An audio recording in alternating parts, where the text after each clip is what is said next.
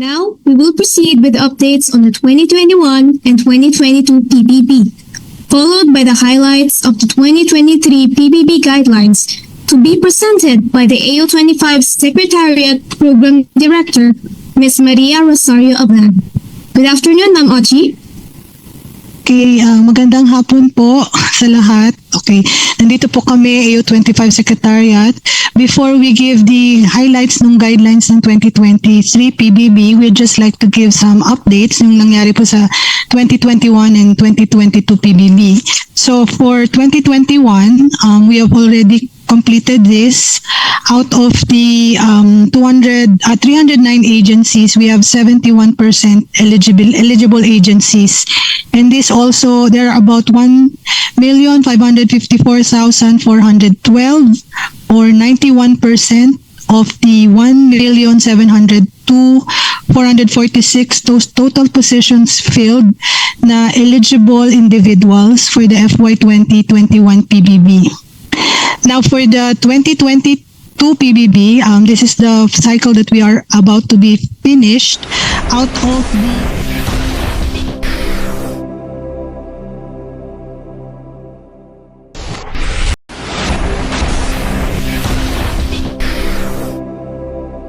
Now, we will proceed with updates on the 2021 and 2022 PBB, followed by the highlights of the 2023 PBB guidelines to be presented by the AO25 Secretariat Program Director, Ms. Maria Rosario Ablan. Good afternoon, Ma'am Ochi. Okay, magandang hapon po sa lahat. Okay, nandito po kami, AO25 Secretariat. Before we give the highlights ng guidelines ng 2023 PBB, we'd just like to give some updates yung nangyari po sa 2021 and 2022 PBB. So for 2021, we have already completed this. Out of the 309 agencies, we have 71% eligible agencies. And this also, there are about 1,554,412 or 91% of the 1,702,446 those total positions filled na eligible individuals for the FY 2021 PBB. Now for the 2022 PBB, this is the cycle that we are about to be finished. Out of the evaluated na 240 agencies, there are 60% ng agencies na eligible. We are still continuing the validation of 74 agencies. Rest assured that the agencies will receive their 2022 final eligibility assessment the soonest. Okay, so yun po yung 2021 and 2022. Now we will now discuss the highlights of the 2023 PBB. As mentioned earlier, the Memorandum Circular 2023-1 was issued last August 22, 2023. So essentially, we maintain the scheme, scoring system, and also yung eligibility criteria and conditions ng 2022. So i-discuss ko lang po dito ngayon yung modified or yung mga changes na nangyari dun sa 2023 PBB. Okay, next slide po. So the modified requirements, actually we still have the same 4 requirements, yung process result, citizens client satisfaction result, agency accountabilities, at yun pong sa targets. We just included in section 4.0 of the PBB targets, we included the provision on the reduction, improvement in core services, which will assist the agencies in further improving government transactions. And also for the client citizen satisfaction result, the client satisfaction survey has been graduated and the criteria will now focus only on the 2, yung sa 8888 and contact center ng bayan. For the agency accountabilities, we have now the following new requirements. We have the report on the digitization initiatives and the continuing ISO QMS certification. So the ISO QMS certification is now an eligible agency accountability. and also the administration of the ARTA client satisfaction measurement. Originally, this was part, yung client satisfaction survey was part of the citizen client satisfaction results, but now it's an agency accountability. So for the timelines, we have some changes. For 2023, it will now be online submissions of the accomplishment reports through the RBPMS websites. And also, there is a clause there in the new guidelines that if you are not able to submit requirements on time, there is a penalty of a 5% reduction in the rates of the PBB for late submissions. So, i-discuss ko na lang po in detail yung mga changes na ito. Okay. So, as mentioned, yung eligibility to the PBB and the scoring system, it still remains with that implemented since 2021. So each agency must satisfy the criteria and conditions under the 4 dimensions of accountability, yung performance results, process results, financial results, and the client citizen satisfaction. So we still have dapat the agency must achieve at least a score of 70 points and achieve at least a rating of 4 for at least 3 criteria based on the PBB scoring system. Next po. For the scoring system, it is still the same. For 2023, each criteria has the same weight of 5 points and uses the same rating scale of 1 to 5, where 5 is the highest. And the agency score for each criteria will be added up, and the maximum score that may be obtained by the agency is 100 points. And to be eligible, an agency must need to attain a total score of 70. The agency should aim for a performance rating of 4 in at least 3 criteria, and the unit most responsible for any criteria with a performance rating of below 4 will be isolated from the grant of the 2023 PBB. There is some modifications in the rating scale, and we are now doing away. This is for the performance results rating scale. So the performance results rating scale shall be scored as follows. To get a rating of 5, agencies should aim to meet each of the Congress-approved performance targets for FY 2023.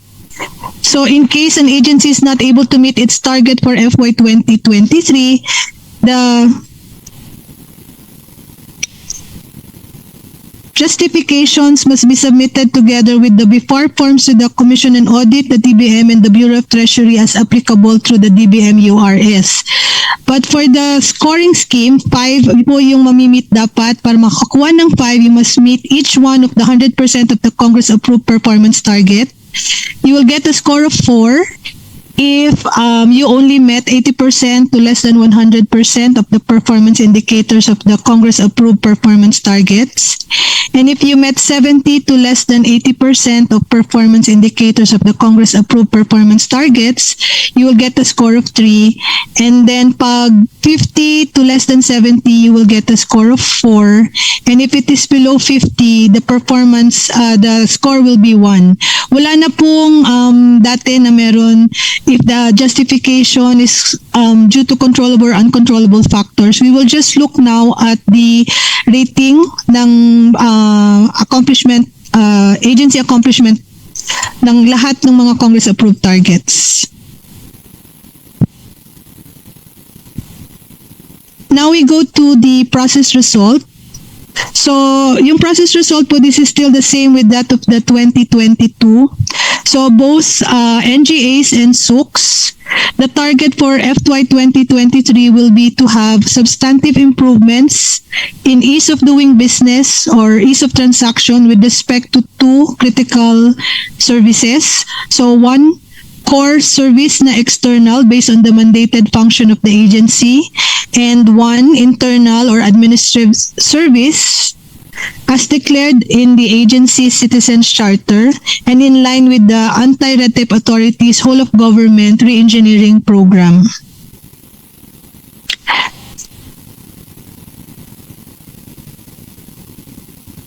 As defined in the ARTA Memorandum Circular 2019-02, the services may be categorized based on the following. External service siya if it refers to government services applied for or requested by external citizens or clients or those who do not form part or belong to the government agency or office. And it's an internal service if it refers to the government service applied for or requested by internal clients or individuals who are within the respective government agency or office, such as but not limited to its personnel or employees, whether regular or contractual.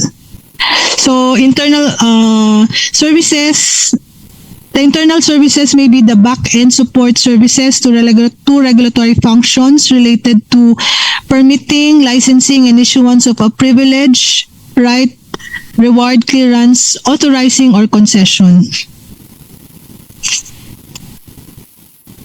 In selecting po yung critical service, you have to, it should be prioritized by the agency.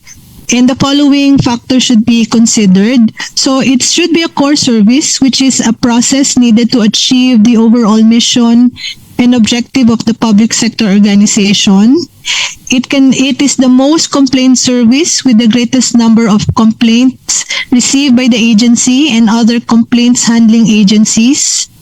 The service that involves interagency action to complete the transaction, or a service that generates income revenue for the government, or a service that is attributable to the PREXI or major program of the agency. So, for the process result, what we are looking for is substantial improvements or substantial reduction, either on the actual documentary requirements, the total processing time, overall transaction cost, multiple handoffs, the administrative burden or access to the service. If you recall po, in 2022, some agencies, we asked them to submit additional data or information. Yun po sana kung pwede, when you submit your 2023 submissions, when you report your improvements, it would be better if you already provide really evidence or quantifiable evidences to show the substantial improvement or substantial reduction in any of the in this criteria, yung actual documentary requirements, time, cost, administrative burden, access, and multiple handoffs. So the rating for the process result will be if you achieve substantial improvement to each transaction in your priority core, external, and internal service, the agency will get a score of 5. If the substantial improvement to each transaction is in the external, but it's but non-priority core service and internal service, the score will be 4. If the substantial improvement to each transaction is only for the external service, the score will be 3. If the substantial improvement to each transaction is for just the internal service, the score will be 2. And if the validating agency finds no substantial improvement to each transaction in both external core and internal service, then the score will be 1. So, since we have observed some issues in 2022 regarding the process results, some areas for improvements that agencies can take note to ensure evaluation of reports in submission of the reports in a timely manner. Agencies should ensure compliance with the submission report of only one external and one internal support administrative service. We noticed in 2022, some agencies reported multiple services. Maybe you got confused because before in 2019, that was the time when, or 2019 and 2020, when agencies were still asked to report all improvements in all of their services. But for 2023, we are just asking for substantial improvement for one external service and one internal support service. So you just have to select 1 external and 1 internal service. The reported service should comply with the prescribed requirement description of a determined core service, the one I mentioned a while ago, which is under section 4.2.2. And the reported service shall be declared in the agency's most updated citizens charter and in line with its whole of government re-engineering manual. They should present actual results based on substantial improvements or reduction as mentioned in section 4.2.3.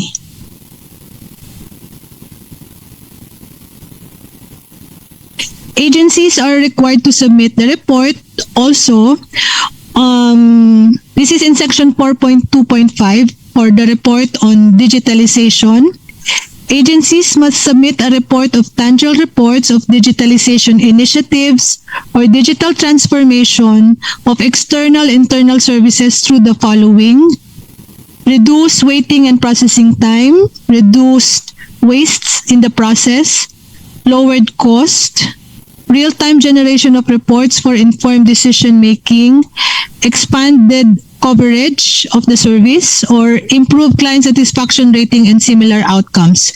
The digitalization report can be a support to your process results criteria, but yung report po itself is an agency accountability. So, it is an agency accountability, but the initiatives may be reflected in the reported services of the agency.